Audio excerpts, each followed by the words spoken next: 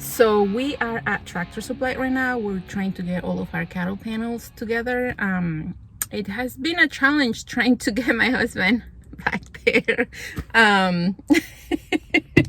It's cold outside. We're gonna get the cattle panel. We're ready for it.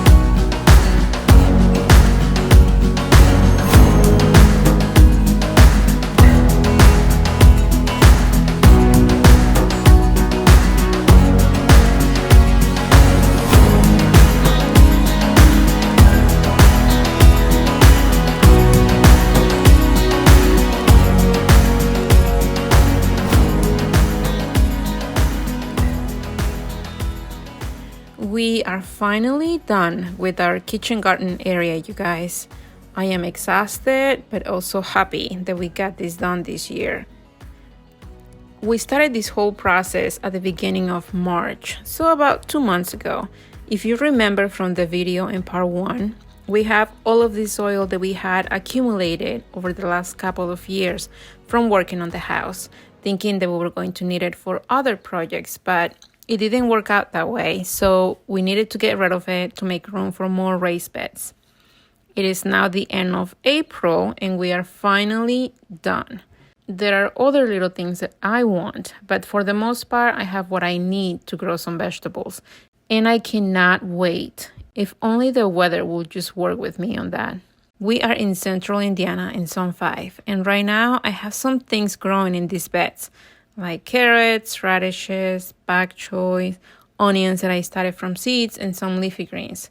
But I still have a lot of things that are ready to be planted outside. And actually, the row covers that I put together about a month ago have been a huge help to start the hardening off process for some of the other seedlings.